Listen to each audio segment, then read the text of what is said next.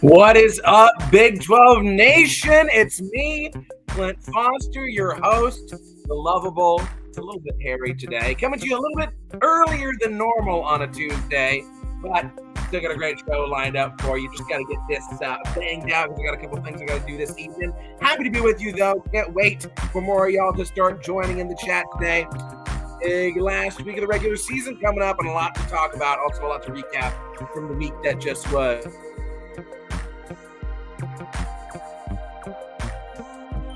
Want to remind you, if you have not already, please like. Put together great shows for you every week, and I'm not the only show on the Big 12 Voice of College Football channel. There's lots of great stuff. Oklahoma channel, the Oklahoma show tonight, talking about the TCU game. So if you don't get enough of what I got to say, go and hear the other side. Please like and subscribe and share the show with everybody you know. I want everyone to be a part of this community, this biggest 12 community. Right now, the biggest 12 is a little small. Right, so this is the smallest 12, but we're going to make it big. We're going to make it biggest. We're going to make it bigger, all right? So thank you again so much for being with us. Really great show for you. Also, if you haven't already, please follow me on Twitter at Clint_Foster55. You can also follow my YouTube channel. I highly recommend you subscribe to it. I was actually just working on editing my latest video before I went live on here just now. So TCU versus the TCU fans during the Baylor game will be up by this evening. And I also am working on another script. Probably not going to have a Thanksgiving sketch for you this year. Unfortunately, I know I'm so sad. Life is crazy for me right now. But I'm working on another script that should be pretty fun. And hopefully I can get it out next week in advance of the championship game. So you'll want to be subscribed to make sure that you know that happens. I also tweet about the show every week. I tweet about new things I have going on the YouTube channel. And I tweet, just my thoughts, things that you tweet on X, right? So you definitely want to be a part of that. So without further ado, let's get started here. And no, Ed, TCU is yet to be bowl eligible. We will talk about that. We're one win away, though. Can we get win number 6? We're going to have to talk about it, okay? We're going to have to figure out if that's something that we can do. But the Big 12 going into the home stretch here. Very, very, very exciting week. You can still see we still have that same handful of teams ranked as of, the last college football playoff ranking. We'll see what it says tonight. You should definitely tune into Mark Rogers' show if you're not already planning to do that. He always have live reaction on the college football playoff rankings. But right now, Texas trying to position themselves to be the second team from the state of Texas to ever make the playoff. Third from the Big 12 to ever make the playoff. We'll see if that happens. But first, let's do a little talking about the week that was, shall we? Let's talk about the week that was. So, you know what? I got my Frogs hat on. Let's talk about what TCU got up to last week in the rivalry game that shall remain nameless because we are not calling it the Bluebonnet Boogaloo on this channel. The Revivalry is an acceptable name. The Kolache Kerfuffle is an acceptable name. The Arson Bowl is an acceptable name. The Altercation is an acceptable name. Pretty much anything but what they came up with that awful shield of a trophy. Yes, we're coming with the hot takes today. Frogs won 42-17. First win since the BYU game, which was also a big win. Got off the schneid there a little bit. Frogs are trending upward here. You talk about a really solid second half against Texas, a really solid game against Baylor, and now heading into this last week of the season against an OU team that I think is very beatable. But of course, we'll talk about that a little bit later. The bad news for Baylor coming out of that game, besides the fact that they're absolute dookie for the first time. This is like, if you're a Baylor fan, you've got to be just beside yourself because Baylor has not looked this bad since the pre-Art Briles era, right? When they were the lovable losers, the lovable Baptist school up there who just really couldn't do anything right except for punt the ball really, really well most of the time. Baylor is sitting at 3-8. Blake Shapen getting injured in that game, in concussion protocol, probably going to miss their last game.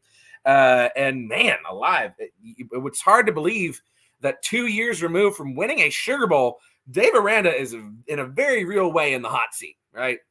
This is something, if you're a Baylor Bear fan, you've got to be starting to think about. In fact, I don't know if y'all have seen this, but there's a lot of Baylor fans on Twitter clamoring to hire Gary Patterson, of all people, the man that they called Fatterson for the better part of 15 years and had nothing but absolute disdain for. But it's college football and the world's upside down. What can you make of it? It's crazy stuff. Crazy stuff. Yes, Tim, Blue Bonnet Battle is not a good rivalry name, right? It's even worse than Sunflower Showdown. At least there's probably some sunflowers up in Kansas in the fall. We don't get blue bonnets for like a month in the spring, right? It literally has no connection with either of these two schools. Revivalry, let me tell you why Revivalry is the perfect name, okay? If you haven't already heard me rant about this. Obviously, it's two historically religious institutions. TCU, much less so now than it used to be, but it's Texas Christian University, okay? There's still a chapel on campus. It's the highest point on campus. It's where I got married, actually. And there's still a affiliation with the Disciples of Christ Church. But as TCU says, the C is as big or little as you want it to be. They're both historically Christian institutions. A very long-standing rivalry since 1899 that was revived after the fall of the Southwest Conference, right? These schools played every single year for almost 100 years until the Southwest Conference fell apart. Thanks a lot, Ann Richards. And then the series is revived in 2006, okay? And obviously there's the whole thing of revivals, having to do with Christianity in the South, okay? Literally Revivalry is the perfect name, okay? But student governments do student government things. I haven't seen it because I fully expect that y'all probably have not seen this trophy.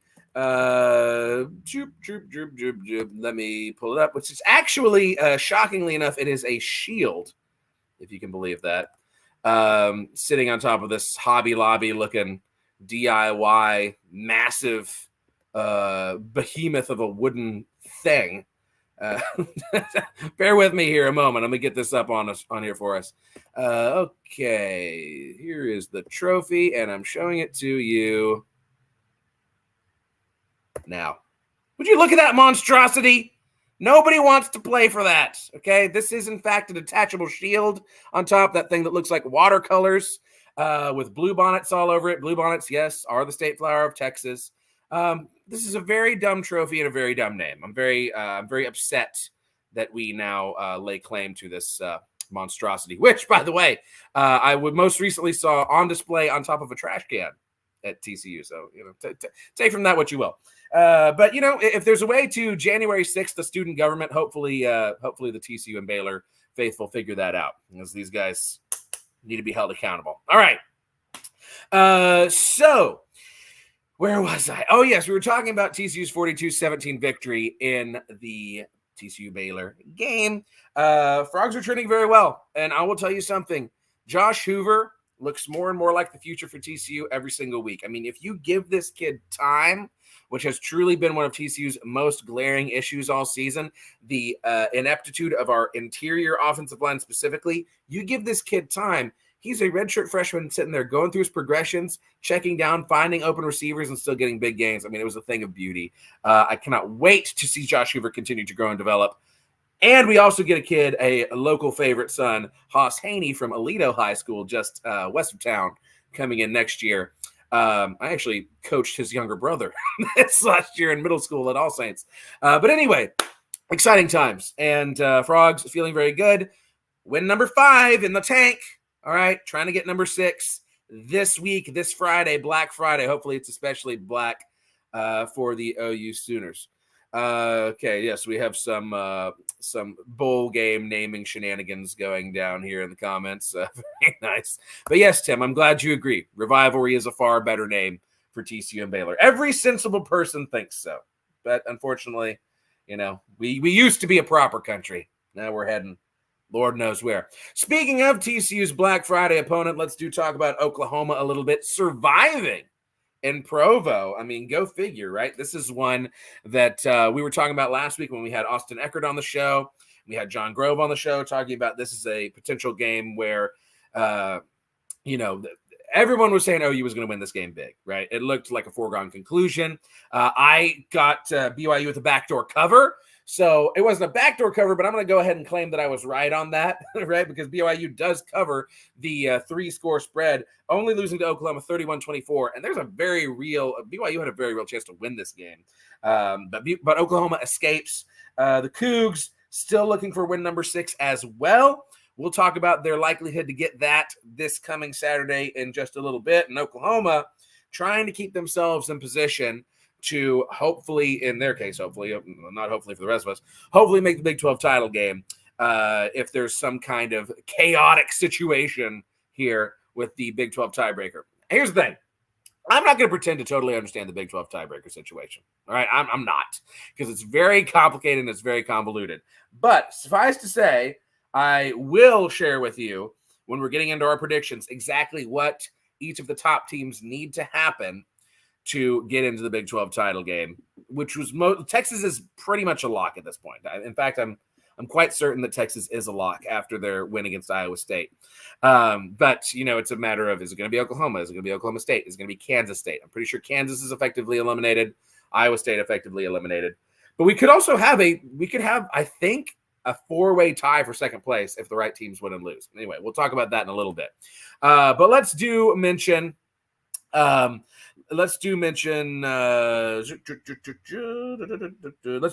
that Texas, Iowa. I called for the upset last week. It did not come to fruition. Texas ends up winning 26-16. Much like BYU, Iowa State kind of had Texas on the ropes there for a little bit. But it wasn't meant to be. Texas is flirting with disaster week after week. I mean, you have to do that, though. If you're going to be a conference championship team, if you're going to be a double-digit win team, you got to be a team that finds ways to win these close games. Texas has been doing that. But, I mean, golly, at a certain point, like, the chicken's got to come home to roost, right? You got to think so, because we're going on 3 weeks in a row now that Texas really should have lost the game they were playing. They should have lost to Houston.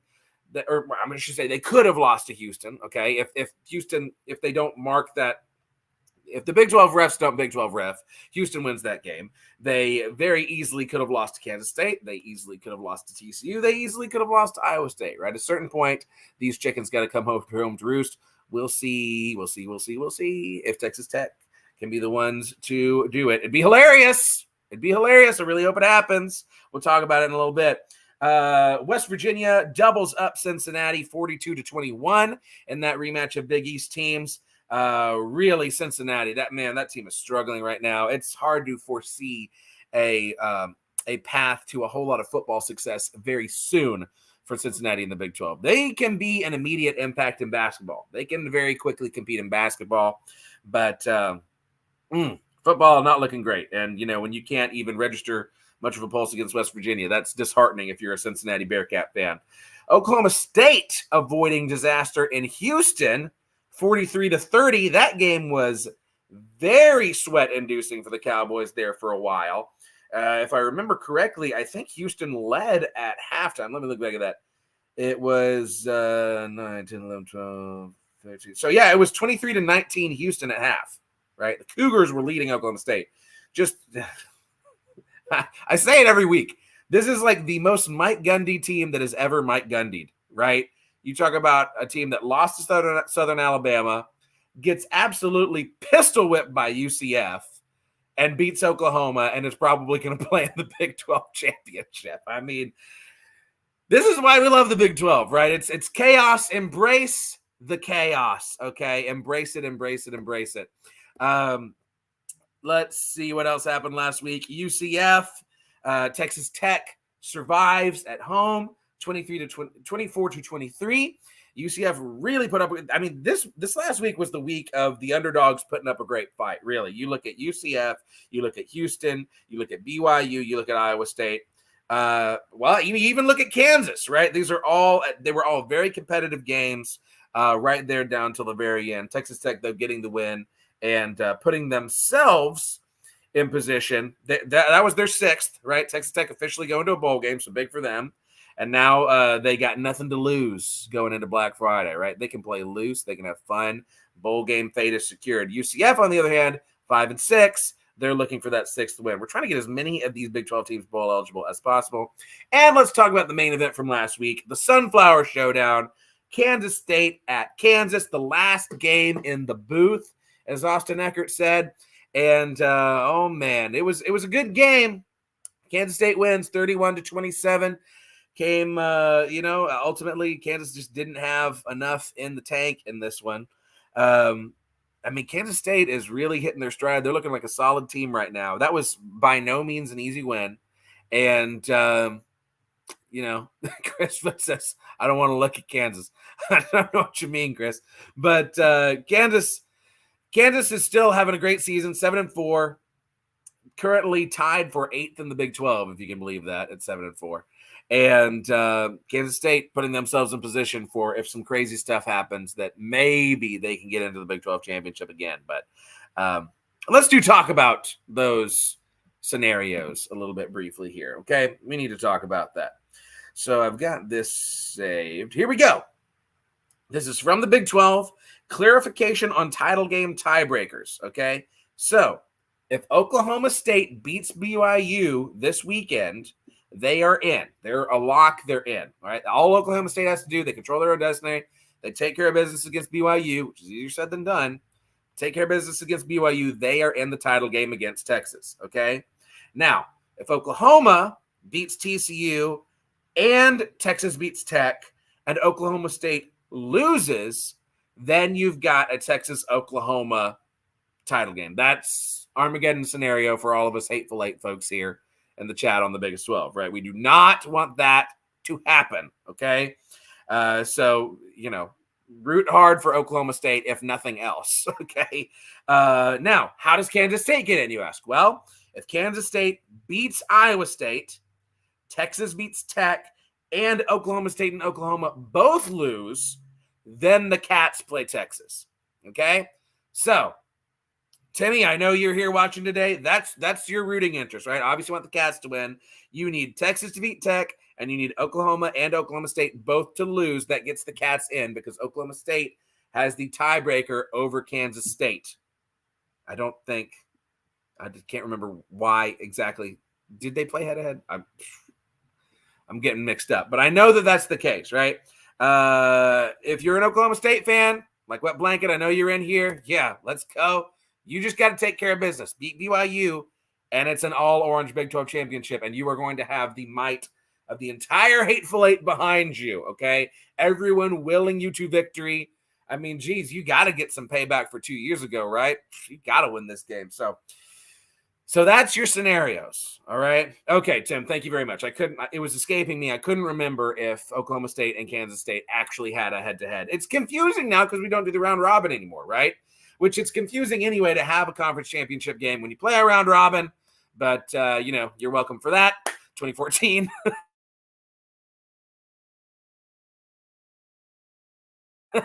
So about the way that the Big 12 is doing things next year. Why are we not doing pods? Okay, why are there only 3 protected rivalries? Why? It's so easy to orchestrate the schedule with just pods. Why aren't we doing that? It's ridiculous. I'm not going to stand for it, okay? We need to make our voices heard. I don't know how. Go to the Big 12 offices and send them strongly worded emails, probably. I don't know. But it'd be so much fun if we had pods. Are you kidding me? If we had a Texas pod, man, I cannot tell you a single TCU Tech or Baylor fan that would not love to have an all-Texas pod with either Houston or Oklahoma State. It'd be amazing, right? And then all those rivalries are protected, and you could have Farmageddon protected and the Sunflower Showdown protected in their pod. You have all of the Western games protected. Why aren't we doing this? I don't know. Anywho, well, okay, I think you're right, Tim. Yeah, probably waiting on the ACC before makes a move with pods. That makes sense, but I'm impatient, okay? I want rivalries protected all over the place. I want hate to remain a tenet of our culture and society, okay? We don't need any of these civil conflict situations going on, all right? Oh, so Chris wants to see Texas and Kansas State. All right, Chris. Well, I gave you the scenario there. You know what to root for. I have to agree with Dave, though. Go Tech, go like Wreckham, go Pokes, go Frogs. I want it to be as chaotic as possible. I want everybody to lose, all right? Everybody to lose.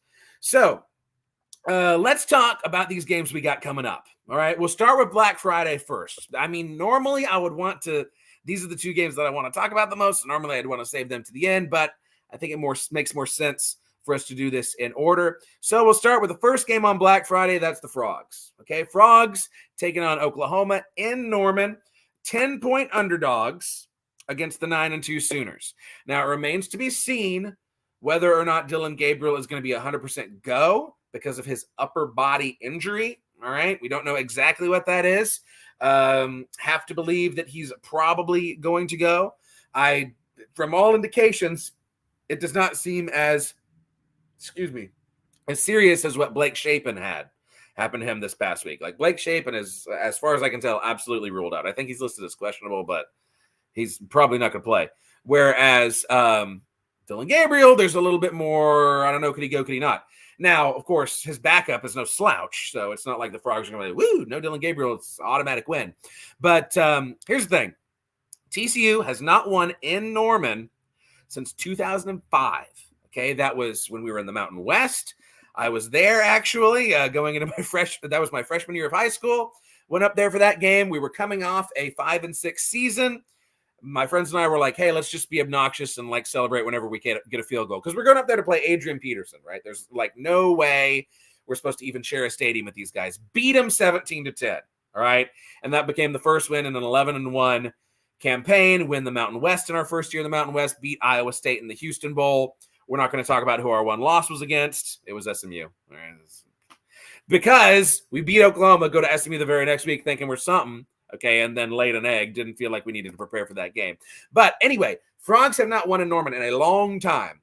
Won in Norman in 96, won in Norman in 2005. Those are the only two times that I could think of. We've been close, specifically in 2019 when Jalen Hurts was up there. They gave him a first down conversion that he absolutely did not convert.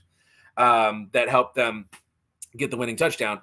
But Frogs are due. Frogs are due a win in Norman, and it would be very, very sweet. I mean, I would have, if you had given me a choice, if you say, hey, Clint, would you rather beat, if you could only beat one, would you rather beat Texas or OU in their last year in the Big 12? I mean, it's Texas, no doubt, 100%. I would rather beat Texas, but I would not be upset sending OU out on a loss, okay? And also, beating OU in back-to-back years would be pretty cool. It ain't going to be easy, right? OU is a very good team. But as BYU showed you, literally no one in this conference is immune to losing or being taken to task. I mean, this I have never seen the Big 12 so wide open as it is this year, which is another reason why it's so frustrating that we've taken so long to figure ourselves out, TCU. But every team is beatable. Every team has weaknesses. And I think if Josh Hoover is able to be protected, all right, and able to just sling the ball around, I think this game could get very, very interesting, okay? And it's 11 a.m. I'm going to be up there, all right? So if any of y'all are going to be in Norman, tweet at me, let me know. I'll find you, okay? I'm going to be up there for that game, taking a friend who's never been up there for a game before, hoping to reclaim some of that 2005 magic, storming Norman for one last time. So, I mean, hey, y'all know where I stand on this. I'm going to pick the Frogs to win. Obviously, we're an underdog. Obviously, like the head says, Oklahoma probably going to win this game. But we're playing for bowl eligibility, man. We're playing for bowl eligibility. That's got to count for something. So, give me the Frogs. Instant classic, okay? This is going to be a shootout because I don't trust our defense very much. We really gotta get some linemen in the portal this offseason. Give me the Frogs 45-42. 45-42, okay?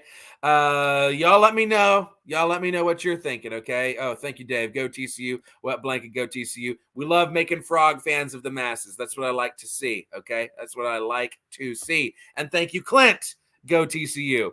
All right, so yeah, and Tim, you're right. It's wide open this year. It's even going to be more messy. I think it's going to be a mess every year. I think that's one of the cool things that's so exciting about this conference is, you can talk about like, TCU, Kansas State, Texas Tech, Oklahoma State. These are all teams that could make themselves like, the new Oklahoma, the new like year in, year out, like they're always competing for the title. But I mean, I really see when I look at all these programs, they're all developmental programs where it's like every 2 to 3 years, they're playing at their peak, right? So I think there's going to be so much parity, and it's going to be so much freaking fun to watch for hopefully years and years and years and years to come.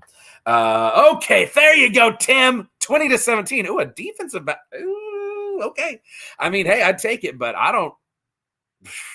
If our defense is holding Oklahoma to 17 points, then like I'd love to see it. I mean, our defense has been so frustrating this year. We got talent. It's just we're not executing. Like, and I'm, the 3-3-5. It's very hard as a TCU fan to be sold on the 3-3-5. I feel like we've talked about this, like when I had Trey Boykin on the show, when I had Chris Gardner on the show. It's hard to be sold on that scheme when you've spent the last 20 years of your life watching Gary Patterson's 4-2-5, because it's just a completely different philosophy. And the whole bend not break thing, it's just really, it's not how we as TCU fans are wired to understand football defense. And obviously the defense has struggled a lot this year. Maybe we can hold OU to 17, but maybe if Dylan Gabriel doesn't play, we can do that. We'll see. Okay. Oh, Jackson, what's up, man? Thanks for showing up. What do you think, Tim? This game makes me think that TCU is going to fire on all cylinders. Yeah, that's kind of where I'm coming at from this, right? Oklahoma has an outside chance to make the championship, but every team has been so imperfect. And I mean, UCF should have beaten them at home, right? That sort of stuff gives me hope, right? That UCF was a bad 2-point conversion call away from potentially going to overtime with Oklahoma. And obviously UCF is playing a lot better now than they were.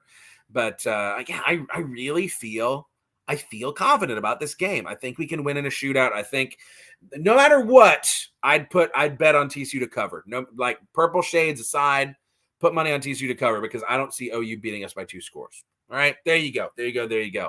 So, all right, other Black Friday game. We'll talk about the Texas game. Okay, this is the super duper juicy one, playing for the Spurs. One last time, Texas Tech going down to Austin, also hoping for a back-to-back win here. 12.5-point underdogs against Texas. Man, you better hammer Texas Tech. Put the mortgage money on Texas Tech. I think that Tech can win this game in an upset, right? I really do. Tech is playing good football. Baron Morton, I think, as much as I believe that Josh Hoover is the future for TCU, Baron Morton looks like the future for Tech. He is slinging. Tech is playing confident. They're playing loose. They're having fun. They got the close win against UCF. Probably we're looking forward to this game a little bit, okay, y'all? Let's be honest. Tech wants to win this game more than they want to breathe. I can assure you of that. I mean, that's true for pretty much everybody playing Texas. But, I mean, Tech, I've always hated Texas as a TCU fan, like hated them. There's some sort of like extra level that Tech fans have of hatred for Texas, right? And that spills over into the program. I just feel like obviously Texas is a good team. Their defense is great. Jatavian Sanders is great. You've got a lot of Jordan Whittington, really, really talented skill players, Xavier Worthy on this Texas team. Quinn Ewers doesn't blow me away like he does a lot of people. I really don't think he's anywhere near as good as some other recent quarterbacks that Texas has had. I just think Texas Tech, they've gotten their 6th win out of the way. They can go out in this game and just play their butts off and have fun on Friday night. I mean, I just feel it, right? Now, I was feeling it with Kansas last week, okay, and that didn't work out. But I think Tech can do this. I really do. And, oh, my gosh, we got to keep – like, if you give Texas a second loss and keep them out of the playoff, oh, my God. And, like, for it to be Tech, who Texas feels that they are just so eminently better than in every way. Oh, wreck them, make it happen. Come on. I haven't even put my hat on. Yeah, we gotta shout out for Tech here. I really think they can do it. I don't have a whole lot of X's and O's reasons for you of why, other than that it's all intangible stuff, right? Which is a lot of what college football comes down to, I feel like. I think Tech can win this game. I'm feeling another instant classic. I think like 35-31. Okay, that's kind of what I feel. That's just how I feel. And Dave agrees. Go Tech, horns down. Okay, well, yeah, and Jackson, you are correct. Texas Tech has had a very disappointing season, just like TCU has. But a lot of that was a lot of issues early on, right? They're playing great right now. Let's look at their last several games that they've had. Sure. Sorry. There's Texas Tech. Okay. So Texas Tech is currently on a 3-game winning streak, right? They had they had back-to-back losses, Kansas State and BYU, right? That was still when they were really trying to find themselves. But they've had an outstanding month of November. They're really closing strong down the stretch. They beat TCU, obviously, Rally Possum in a back-and-forth game, beating Kansas on the road. That is no small feat, man. Beating Kansas on the road, win against UCF, and here you are, 3 wins in a row going into Texas. The momentum is with them. Texas has just been escaping week after week after week. I just have to feel like this is the moment when it all blows up in Texas's face. All right. And Sark can talk about 5-star culture all he wants. You don't build 5-star culture in one season. Okay. You really don't. I think a lot of what Texas has had the benefit of is they have more talent than a lot of these teams that they're playing, which is usually the case. Okay. But their lines are playing much better than they have in the recent past on both sides of the ball. And that makes a big difference.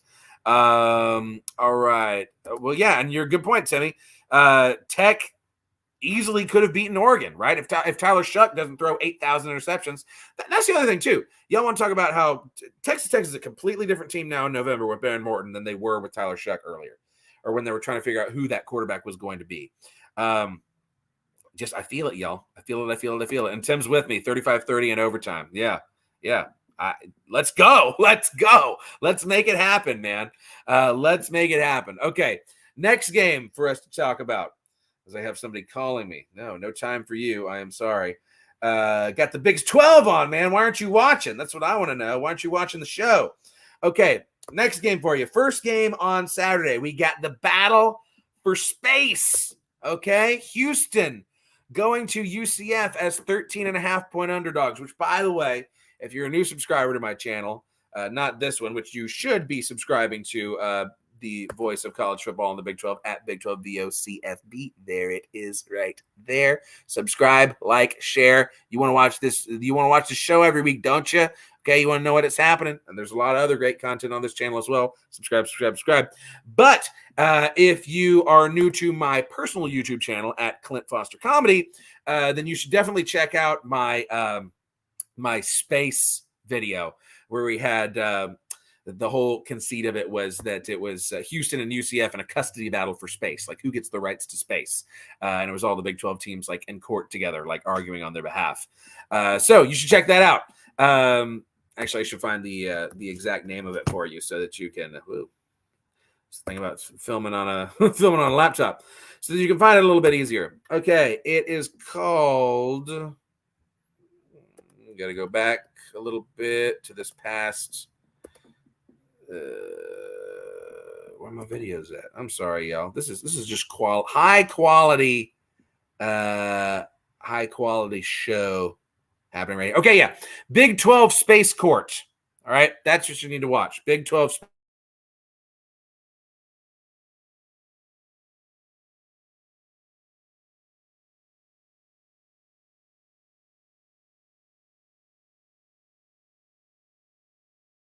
Am I with you? Okay. Sorry, it looked like I had some Wi-Fi problems. 2 touchdown underdogs going into Orlando are the Houston Cougars. And Houston, man, on the struggle bus right now, man. On the struggle bus. So there was a point here in the season where Houston was really outplaying expectations. You know, we started out the year being like, Holgerson's on the hot seat. This is a nightmare. This is a disaster. They've played really well here the last couple of weeks, right? I mean, they gave Oklahoma State all they could handle. That tells you something. They very easily could have beaten Texas. That tells you something too. But, you talk about extra motivation in games. UCF is convinced that they invented space, all right? If there's any kind of space thing happening, UCF's going to be extra motivated. UCF's 5-6, right? You see it right there. All right, UCF's playing to be in a bowl game. Houston is not. UCF's playing to be in a bowl game. And UCF, just like Houston, playing their best football right now. I really struggle to see a world in which Houston wins this game. UCF particularly. I mean, let's look at their month of November. They've won. They beat Cincinnati in a close game at Cincinnati. they beat the tar out of Oklahoma State, and they lose that 1-point loss to Tech. Whereas Houston, on the other hand, Houston is, they beat Baylor in that overtime game, lost to Cincinnati 24-14. That was, again, when some tragedy struck the community, and then gave Oklahoma State all they can handle. So I feel like this is a game where Houston can cover. Like, I don't see UCF winning this game by 14, but maybe by 10. Okay. Let's say 28-17 UCF. All right. That's kind of what I feel. 28-17 UCF. Yeah. UCF makes a bowl game. Gus Malzahn's future is for sure. And looks like Holgerson's not going anywhere. All right. So I know there's the 3 Houston Cougar fans on Twitter are very upset about this. All right. But the seat gets hotter, right? If you're 4-7, I mean, you've already not made a bowl game, but if you're in this year 4-8, I mean, you can't be feeling great about Dana Holgorsen. He's really got to show you something next year 2 in the Big 12, for you to feel any kind of confident about him moving forward. All right, what do y'all think about the game? Let's see. Space Face is going to be a fun rivalry game. Agree with you, Tim. I think I must have scrolled past. Here we go. So Tim's prediction. UCF to cover. Knights 28, Cougs 21. Well, that's not a cover, man. It's 13.5-point spread. Did I say minus? It should have said plus if I said minus. UCF is the favorite in this game, right? They're a 13.5-point favorite. So where am I? Let me find that. Yes, UCF is a 13.5-point favorite. If I put minus next to Houston, I apologize. That was my mistake when I was getting everything ready. But yeah, UCF will win this game, and I could see Houston covering. I agree with that. So yeah, you're totally right, Wet Blanket. Plumlee does make UCF a lot better, right? Statistically, the backup was doing similar things to him early in the season, but it's really night and day. I mean, Plumlee is a very, very good player. Chris agrees. UCF's going to beat Houston. I'm with you, man. Okay, Jackson, your take. UCF will lose this game. Said all season that UCF is the Jekyll and Hyde team of the Big 12. Have you met Oklahoma State? Allow me to introduce you to the Pokes, right? That's the real Jekyll and Hyde team of the Big 12. But yeah, I see it with UCF a little bit. To me, UCF has been pretty consistent. It's just a matter, with the exception of that Baylor game that was just like, what happened, right? It's more a matter of what the other teams put on the field against UCF, because they've been playing good here down the stretch very well. Okay. Yeah, okay, Dave thinks UCF covers. Very nice, very nice. If UH gets heated about space, then I doubt the cover. Okay. I don't know how much Houston cares about space. I know Dana Holgorsen had some hot takes on it recently, talking about how the launch pad in Orlando is like 45 minutes outside of town. And like, well, they don't say, Orlando, we got a problem. Like, you got a good point there, man. Mission control, that's got to count for something. But again, I tackled that in my old sketch. Hey, John, how you doing, man? UCF found their spark late in the season. Houston will cover, but I got the Knights by 10. Yeah, that's exactly what I said, right? Yeah, Knights by 10, 11. Yeah, Houston covers, but UCF gets the win. Okay, let's move on to the next game on Saturday. After Houston at 2:30, we got BYU going to Oklahoma State. Remember, this is the one that if Oklahoma State wins this game, they are in the title game. All right. BYU, on the other hand, playing to get into a bowl game. So this is a game with a lot on the line for both teams. And I am expecting a very good game. BYU's been playing very strong down the stretch. They very easily could have beaten Oklahoma last week. Do they beat Oklahoma State? No. I think that there's too much on the line. I think that Oklahoma State, for all of its farting around that it's done, this is the moment at home when you buckle down and you get this win. And BYU, man, I mean, I know BYU's played in hostile environments. Utah's a tough place to play. There's plenty of places that they've played that are tough places to play. Oklahoma State is a tough place to play, man. It's a very fun to go as the visiting team, as a visiting fan. You will have a blast if you go to an Oklahoma State game as a visiting fan. There's great places to hang out, great places to eat and drink, and all the folks are really nice. I've never met a single jerk Oklahoma State fan. I mean, I know every fan base has them. I haven't run into them personally, and it's really fun. Fun place to be to watch a game, even if your team loses. But as a team, it sucks, man. It sucks to play at Oklahoma State as the opposing team. The sidelines are insanely shallow. They got those stupid paddles behind you, banging on the walls. This is going to be very uncomfortable for BYU. I think that they will. I mean, I think they'll come out and play. I think BYU covers here. I don't think Oklahoma State wins this game by 17. I actually, we'll see. Actually, if I surprise myself, I don't think anybody's going to cover as far as like the favored team. I don't think anybody's going to cover this week. I think there's going to be a lot of motivated underdogs. BYU's playing good ball, but BYU, their secondary is still a weakness. And Ollie Gordon, right? If he's playing firing on all cylinders, I mean, you saw what Amani Bailey did to BYU. Yeah. I think Oklahoma State wins this game.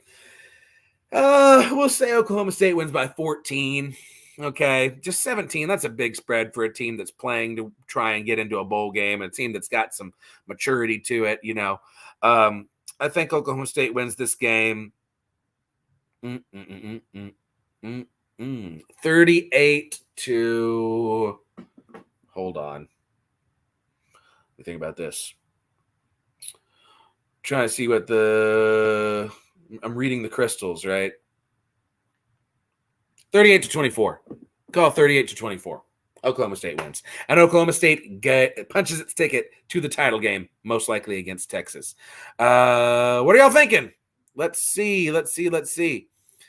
Okay. So we got some people talking about if Kalani Sitake is going to be in trouble. Okay, Jackson. I wonder if Kalani Sitake will be in trouble going into 2024 if BYU misses a bowl. I don't think so, man. I mean, he has done really great things at BYU. And I feel like I saw Dave, a Utah fan. I would imagine he has some inside knowledge on the topic. BYU fans love Kalani. There would be riots in Provo if he gets fired. Yeah, I agree. Like, dude, like a 5-6 season, your first year in the Big 12, when you gave a lot of teams everything that they could handle, that's not reason to get rid of your coach, man. That's not. You expect there to be a learning curve. You expect there to be a transition period going into a Power 5 conference. And BYU, I mean, they've been right there in a lot of games. You know, if a couple things break differently, they are bowl eligible. Okay, wet blanket. This is our resident Oklahoma State fan. 1-score game. Okay, I can see that. Let's see. John agrees about the atmosphere. Yeah. Great fans, amazing atmosphere, but we can never win there. Man, it's hard for anybody to win there. That's not just a K-State problem. That's hard. It's hard for everybody. Obviously, Oklahoma couldn't do it this year. Let's see. Anybody else? Tim, what you got? Oklahoma State 35-28 in double overtime. Man, Tim's all over the overtime games this week. All right, Tim. I mean, this is going to be a fun Saturday of watching college football. That's for darn sure. Nice, Chris. If Brigham Young plays Houston, I think the Cougars win. That's a hot take, but I think you're right about that. I really do. Okay. So no more. Okay. Yeah, we all seem to agree. Oklahoma State takes BYU, but look for BYU to give them a fight. All right. Next game up. We've got West Virginia going to Baylor. Here we go. This is the one. West Virginia is an 8.5-point favorite at Baylor. This is one where you take West Virginia to cover. Yes. Baylor is a mess, man. Hey, I'm not going to pretend like it doesn't delight the crap out of me. All right, make me just tickled pink as all get out that Baylor is struggling. I love to see Baylor struggle. I am my Schadenfreude knows no limits when it comes to Baylor and Texas. You love to see it. Blake Shapen, unfortunately, this is something I do not love to see. Blake Shapen probably not going to be able to play in this game due to his injury. They are literally selling tickets for $1 on SeatGeek for this game, y'all. It is rough times in Waco. Very rough times. In need of a fixer-upper, if you will. Oh, sorry. Got a little too excited about that joke. Just West Virginia. I have not been changing my hats, y'all. I'm so sorry about this. Trust the climb, okay? West Virginia is going to cover in this game. West Virginia trying to position itself for the best bowl game possible. Neil Brown has them moving in the right direction. I haven't seen any of our West Virginia buddies in the chat yet today. Maybe just perfectly wrong time on the East Coast there for him. But Baylor's got problems, man. Baylor's got problems. West Virginia's too good. I think this is, West Virginia wins this game pretty easily. I don't know that it's quite on the blowout level of this past week, but yeah, I'm like 31-10, man. It's could get ugly. 31-10. So actually, that may be on the same level blowout wise as last week. Tell me what y'all are thinking. Anybody taking Baylor in this game? Anybody thinks Baylor can cover in this game? Wet blanket doesn't. 44-17. That's 2 points better than TCU did. Oh, man. West Virginia wins and covers. Yeah, Dave, I agree with you, man. Mountaineers covered by Lord knows how much. Yeah, it's going to be ugly. It's going to be ugly. What you think, Jackson? Neil Brown is staying, but if West Virginia loses, then 2024 will be a man, I mean, it's college football. Anything can happen. I do not see a world where Baylor wins this game. They have, after the TCU game, what do they have left to play for, man? Like, Blake Shapen's out. How are you going to get motivated in front of an empty toilet bowl stadium to beat West Virginia to get to 4 wins? I don't see it, man. I don't see the motivation. The talent is not there. This is just a bad Baylor team. I hate to trash on 18 to 21-year-olds like that, but they're just bad. They're just bad. And West Virginia is riding that wave, man. Riding that wave. I'll say Chris is willing to say maybe Baylor gets the W. Okay, well maybe I win the lottery. Maybe that happens too. Yeah, I just got to play, right? Climb, trusting country roads, singing son of a gun. Yeah, I know you are, John. I know you are. Okay, so all right, Chris. Hey, if you can't just take Baylor and not give me a score prediction, man. We like to keep receipts on the Biggest 12. I want to give you credit if you're right and call you out if you're wrong. All right, we'll go ahead and start the next preview, but you get that score prediction in there, Chris. All right, so West Virginia taken against Baylor, in my opinion. Let's move on up to Kansas. Kansas at Cincinnati, coming off of the loss in the Sunflower Showdown. This line shocked me. This line stunned me when I was writing it down. I'd forgotten about it. 6.5 point favorite at Cincinnati. I don't know what Vegas is smoking, putting this line out there into the universe. 6.5 against Cincinnati? Like, have you seen Cincinnati play? The only team that's doing worse than Baylor right now is Cincinnati, man. That's oh my gosh. Kansas wins this game going away. I don't care that it's at Nippert Stadium. I mean, I don't know the thought process. I truly do not. Cincinnati's not good. Have they played some teams tough? Yes. They stole a win at Houston. Yes. Kansas is a good team this year. They're a daggum good team, and Cincinnati is not. I think it's a Kansas blowout. I don't see any way around this. I don't know why we're talking about this, right? I don't care who's playing quarterback for Kansas. I think that they win this game easily. I mean,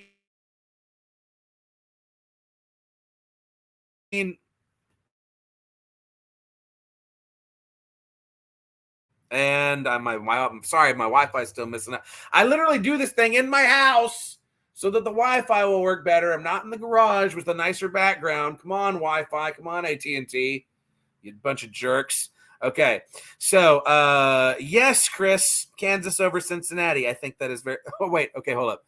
Is this? I think this is Chris's Baylor West Virginia prediction, 3-2. I hope so. I'd be fine with that. That'd just be too funny.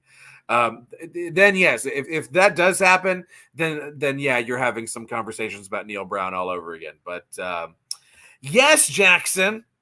Very disrespectful to Kansas. What's this all about, man?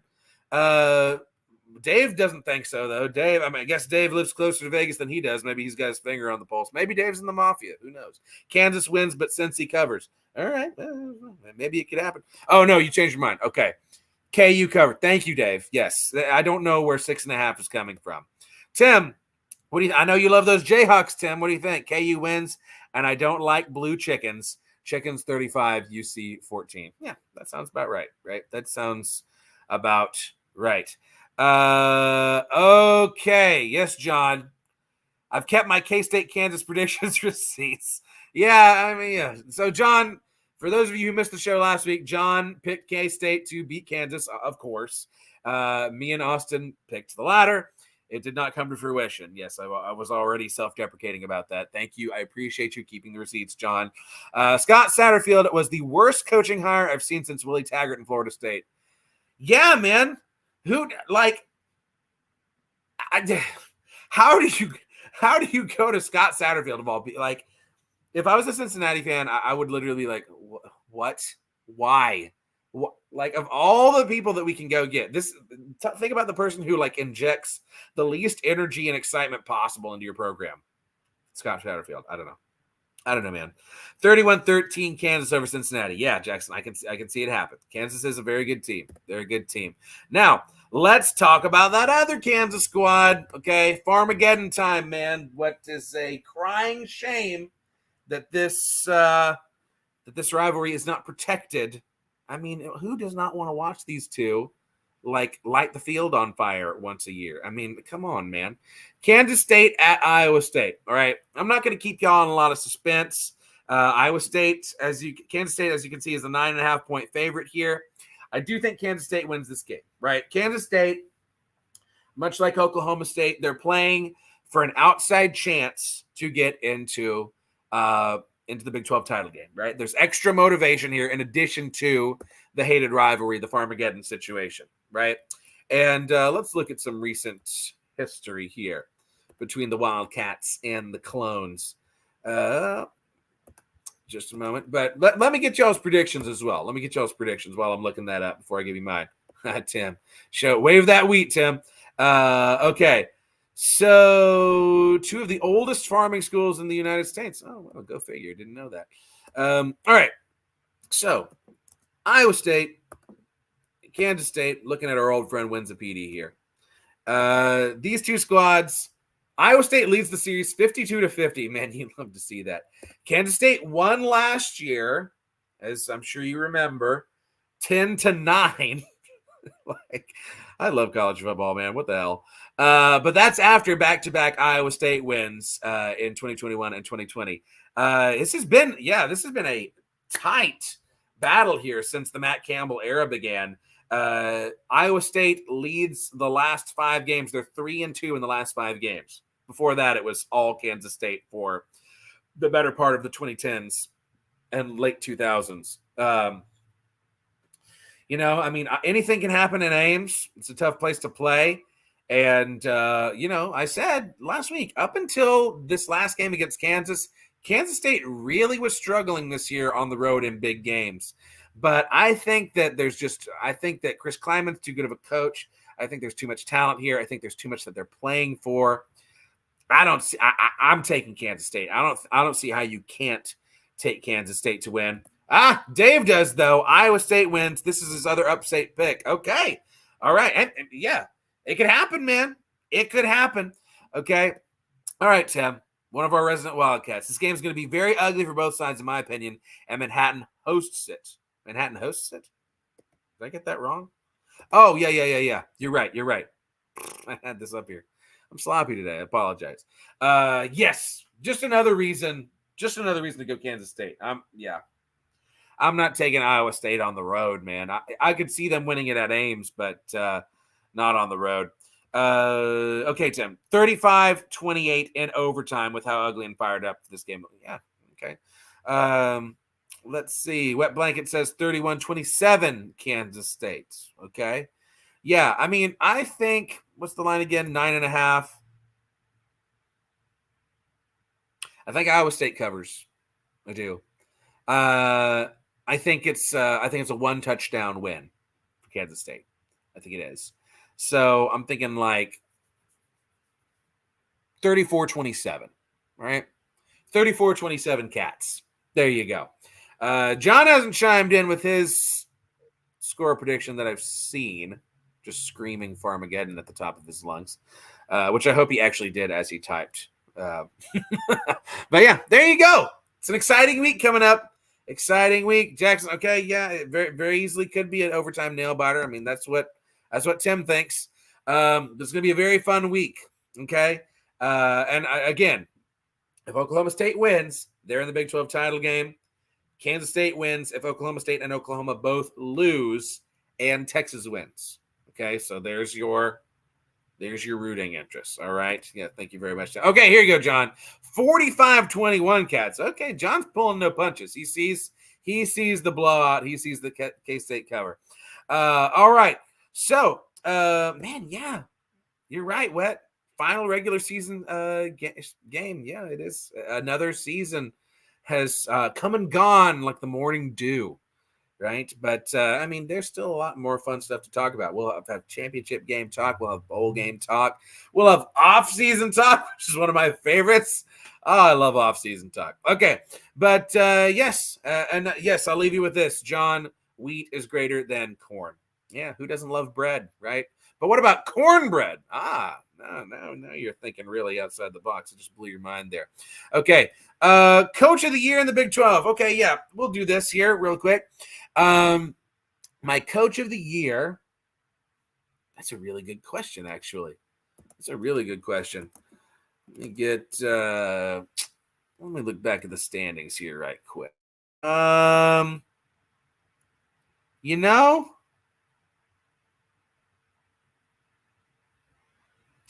sorry, I'm just really thinking about this. I feel like there's a couple candidates you could go with, but I'm kind of inclined. Am I crazy if I say Gundy? Is that crazy? I mean, just when you look at where they started to now most likely playing for the Big 12 championship, I mean, and it's been bipolar as all get out, right? It's been crazy.